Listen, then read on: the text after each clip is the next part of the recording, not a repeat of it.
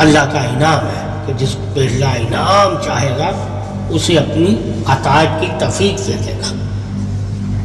تو آپ نے پیغام پہنچانا ہے۔ کیا پہنچانا ہے؟ جب آپ علم کے ذریعے پیغام پہنچائیں گے تو کوئی بھی انسان علم کی اگر مخالفت کرتا ہے تو وہ انسان کہلانے کے بھی لائق نہیں ہے۔ وہ آپ کا جو دین ہے وہ علم کے ساتھ ساتھ حکمت، کہ اللہ نے قرآن کو حکمت کے ساتھ اتارا ہے۔ حکمت شفا کے لیے ہوتی ہے، یعنی کہ لوگوں کے فائدے کے لیے ہوتی ہے۔ تو جو قرآن آپ کی کتاب ہے دین کی، وہ لوگوں کے بھلے کے لیے ہے، کامیابی کے لیے ہے، نافع کے لیے ہے، شفا کے لیے ہے، برکت کے لیے ہے، انعام کے لیے ہے، کامیابی کے لیے ہے، اقرار کے لیے، دل کے سکون کے لیے، اطمینان کے لیے، وفا کے لیے اور پاسداری کے لیے۔ جب ہر چیز آپ کو قرآن سے ملے گی تو آپ کیسے قرآن کو چھوڑ سکیں گے؟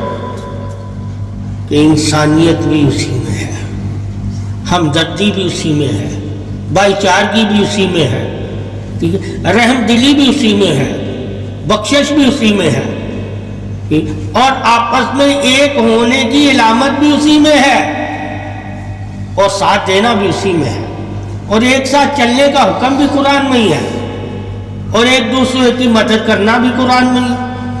جب ہر چیز آپ کو قرآن سے ملے گی تو پھر قرآن کے مخالف آپ کیسے چلیں گے؟ ٹھیک ہے، اگر انسانیت کو آپ نے پڑھا ہوگا۔ جن لوگوں نے انسانیت کو ہی نہیں پڑھا وہی قرآن کے خلاف چلتے ہیں، ٹھیک ہے، وہی قرآن کے خلاف۔ تو قرآن انسانوں کے لیے پیغام ہے، کیا ہے؟ مومنوں کے لیے اتباع کا پیغام ہے۔ جب ایمان لے آتے ہو تو تم اطیع اللہ و اطیع الرسول، یعنی اللہ اور اس کے رسول کی اطاعت کرنے لگ جاؤ۔ ایمان لائیں گے کیسے؟ جب قرآن سے ہم علمی دلیلیں دے کے انہیں بتائیں گے کہ یہ علم ہمارا انسانی نافع کے لیے ہے، یعنی یہ تمہیں فائدہ دے گا۔ کیا دے گا؟ اگر تم اسے دنیا کے لحاظ میں بھی دیکھو گے تو یہ دنیا کی بھی بھلائی تمہیں بتائے گا، اور اگر دین کے لحاظ سے تم اس قرآن کو دیکھو گے تو یہ دین کی بھی بھلائی تمہیں بتائے گا۔ جب دونوں بھلائیاں یہ بتاتا ہے، دنیا کی بھی اور آخرت کی، یعنی کہ دنیا میں بھی جو لوگ نیک ہیں، اچھے ہیں، ان کے بارے میں بھی خبر دیتا ہے، اور جو برے ہیں ان کے بارے میں بھی، اور آخرت میں بھی جو نیک ہیں اور برے ہیں ان کے بارے میں۔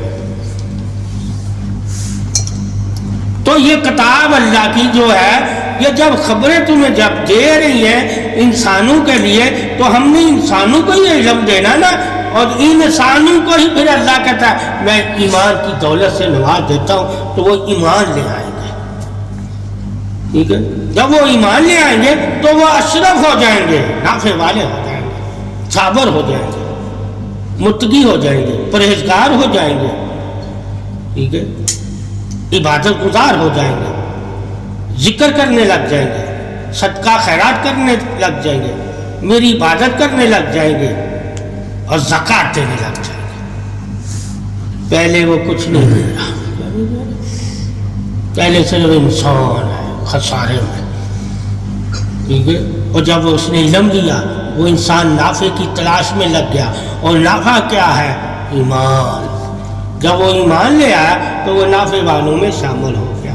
یعنی کہ علم سے اگر تم ایمان کی طرف نہیں آتے، اللہ رسول کی اتباع کی طرف، وہ علم بھی تیرے لیے گلے کا طوق ہے۔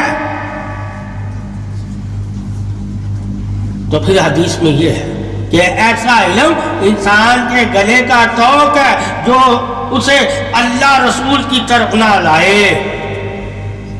ایسے لوگوں کو بھی دیکھنا ہے کہ جو علم رکھ کے بھی اللہ رسول پہ ایمان نہیں رکھتے، ان کے بارے میں اللہ نے کیا کہا ہوا ہے، یعنی کہ دنیا کے نافع کی وہ عقل رکھتے ہیں مگر مرنے کے بعد کے نافع کو وہ مانتے ہی نہیں ہے۔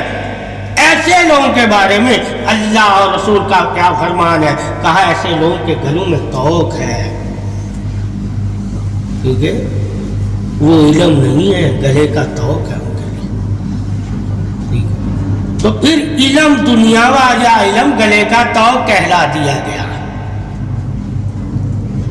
اور اتباع والا علم گلے کا ہار کہلا دیا گیا کہ اگر تم قرآن کو اور علم کو حاصل کر کے بھی اللہ رسول کی اتباع نہیں کرتا تو وہ علم تیرے گلے کا توق ہے، اور اگر تو اللہ رسول کی اتباع کرتا ہے علم تو کم حاصل کرتا ہے مگر قرب تجھے ملے گا۔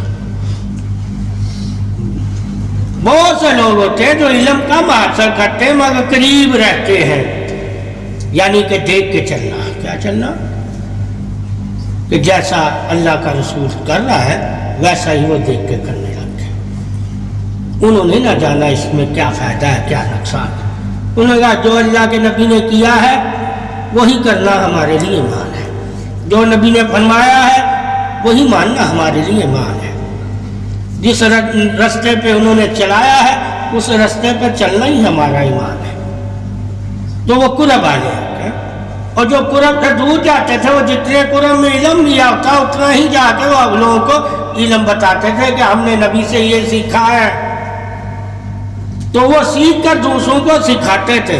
تو پھر مسلمان کو یہ بھی خبر ہوئی کہ مسلمان کا کام یہ ہے کہ دین سیکھ کے دوسروں تک پہنچانا بھی، یہ نہیں کہ دین سیکھ کے اپنے پاس ہی رکھنا، آگے پھیلانا۔ اب اگر وہی مسلمان ہو جس طرح صحابہ تھے تو آج دین کتنا پھیلتا، آج چند لوگ دین پھیلا رہے ہیں باقی سب دنیا داری کرتے ہیں۔